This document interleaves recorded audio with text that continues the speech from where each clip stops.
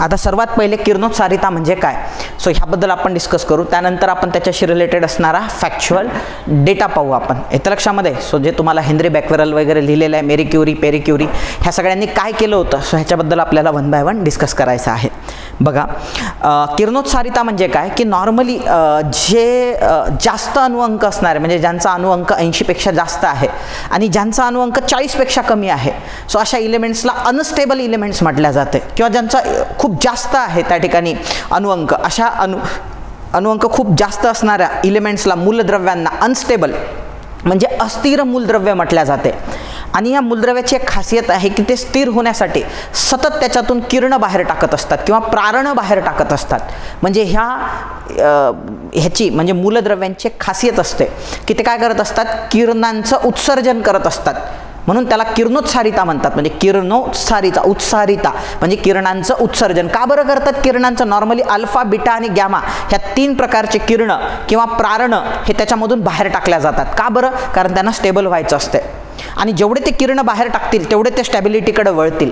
येत्या लक्षामध्ये सो ह्याला किरणोत्सारिता असं म्हटलं जाते की जे हायर ऑर्डर किंवा हायर ॲटॉमिक नंबर असणारे जे इलिमेंट्स आहेत किंवा जे मूलद्रव्य आहे ज्यांचा अणुअंक खूप जास्त आहे ते स्थिर होण्यासाठी सतत त्यांच्या शरीरामधून अल्फा, बीटा, गॅमा बाहेर टाकत असतात आणि ते पूर्ण उत्सर्जन झालं की ते स्टेबल होऊन जातात. मग उत्सर्जन करायचं ते बंद करतात. सो अशा इलिमेंट्सला त्या ठिकाणी किरणोत्सारी मूलद्रव्य असं म्हटलं जाते. हे सर्वात पहिल्यांदा हा जो गुणधर्म आहे मूलद्रव्यांचा किरणोत्सार करण्याचा हा शोधून काढलेला आहे हेनरी बॅक्वेरल यांनी सर्वात पहिल्यांदा. याच्यावर पण आयोगाने प्रश्न विचारलेला आहे. आयोग एकदम सोपे प्रश्न विचारते, फक्त आपल्याला काय आहे की थोडंसं त्याचा अभ्यास नसतो किंवा काय असते की म्हणजे पुस्तकात शेवटचा टॉपिक असल्यामुळे आपण दुर्लक्षित करतो, त्यामुळे आपलं चुकते.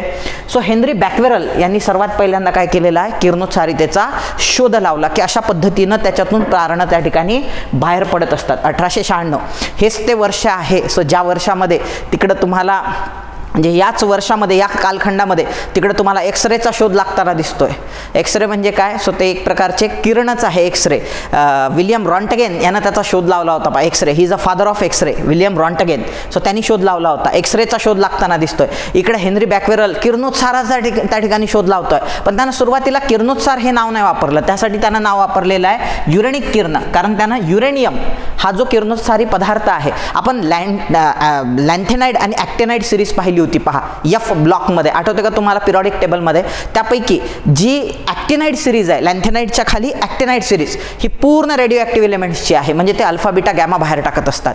त्यापैकी युरेनियम जो आहे सो याच्यावर प्रयोग केल्यामुळं ते जे बाहेर पडणारे प्रारण किंवा किरणं आहे त्याला त्या ठिकाणी युरेनिक किरण असं त्या ठिकाणी म्हटलं. त्यानंतर एक जबरदस्त व्यक्तिमत्व आलं, तिचं नाव होतं मेरी क्युरी आणि तिचा नवरा पेरी क्युरी. ह्या दोघांनी रिसर्च सुरू केली आणि त्यांनी परत 2 किरणोत्सारी मूलद्रव्य शोधून काढले. एकाचं नाव होतं पोलोनियम आणि दुसऱ्याचं नाव होतं रेडियम. आणि हिनं सर्वात पहिल्यांदा किरणोत्सारिता हे नाव दिलं. शोध किरणोत्सारितेचा हेनरी बॅक्वेरलने लावलेला आहे, पण किरणोत्सारिताला किंवा रेडिओ ॲक्टिव्हिटीला रेडिओ ॲक्टिव्हिटी नाव कोणी दिलेलं आहे, सो तो मेरी क्युरी हिनं दिलेला आहे. तिचा नवरा पेरी क्युरी पण त्यात इन्व्हॉल्व होता. म्हणून Marie Curie, Pierre Curie, Henri Becquerel ह्या तिघांना मिळून भौतिकशास्त्राचं नोबेल त्या ठिकाणी बहाल करण्यात आलेलं आहे. कशाचं? ह्याच्याचं नाही आहे, केमिस्ट्रीचं नाही आहे, रसायनशास्त्राचं नाही आहे. सो ते आहे भौतिकशास्त्राचं नोबेल. एक्झामच्या दृष्टीने लक्षात ठेवा. आणि इतिहासामध्ये असे फार कमी लोक आहेत ज्यांना 2-2दा नोबेल मिळालेला आहे. सो पहिल्यांदा ह्यांना नोबेल मिळालं होतं ह्या सगळ्या शोधासाठी. त्यामध्ये ही मेरी क्युरी पण होती. तिच्या नवऱ्याच्या मृत्यूनंतर आणखी तिनं ह्या रेडिओ ॲक्टिव्ह मटेरियलवर रिसर्च केली आणि यापैकी जो रेडियम आहे, जो आपण नॉर्मली आता सध्या वापरतो सगळीकडे रेडियम, सो रेडियमच्या नंबर प्लेट असतात, रेडियमचे ते बाणं असतात पहा ज्याच्यावर प्रकाश पडल्यानंतर चमकतात रात्री ते. सो त्यावरती प्रकाशातला कोणता घटक चमकवायला भाग पाडतो त्याला, सो तो असतो अल्ट्राव्हायोलेट लाईट. म्हणून गाडीच्या काचांमध्ये मॅक्झिमम अल्ट्राव्हायोलेट लाईट टाकल्या जाते, म्हणजे जेणेकरून ते जर एखाद्या फलकावर पडले तर तो फलक जो आहे डायरेक्शनचा तो चमकला पाहिजे. सो हे सगळे जे ॲप्लिकेशन्स आहे, पहिल्यांदा रेडियमचा शोध लावला म्हणून तिला नोबेल पारितोषिक मिळालं आणि नंतर त्याचे ॲप्लिकेशन शोधले म्हणून पारितोषिक मिळालं नोबेल. सो ह्या मेरी क्युरीला 2-2दा त्या ठिकाणी काय मिळालेले आहे, नोबेल पारितोषिक मिळालेले आहे.